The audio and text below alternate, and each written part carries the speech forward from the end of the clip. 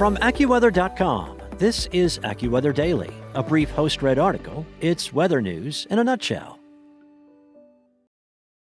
Earlier this week, a derecho tracked across the central U.S. Now, what exactly is a derecho?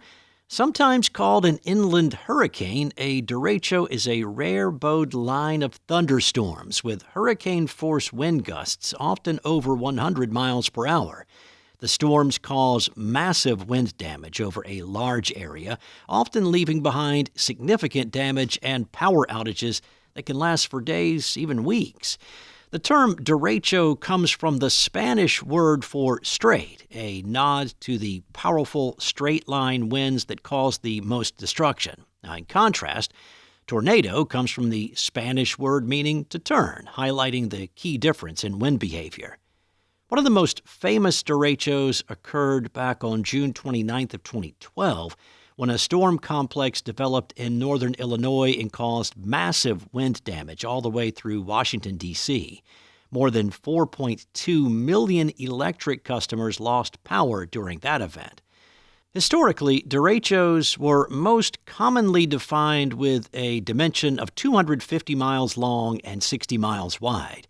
Earlier this year, NOAA's Storm Prediction Center introduced 11 specific meteorological criteria to define a derecho.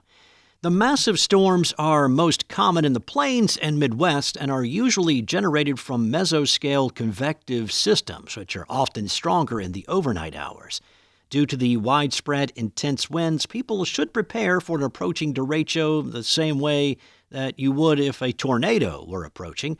It is important not to confuse derechos with squall lines. Both are lines of thunderstorms, but they behave differently. A squall line typically forms along or just ahead of a cold front and marks the boundary between air masses. Some squall lines stretch more than 1,000 miles and can travel similar distances in extreme cases. However, while squall lines may weaken quickly or bring scattered severe weather, derechos tend to sustain their intensity and deliver widespread, long-track wind damage.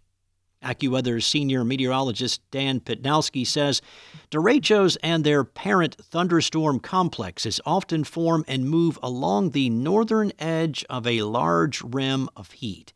Now, this region often aligns with a strong upper-level jet stream, which supercharges the storms and propels them forward at remarkable speeds.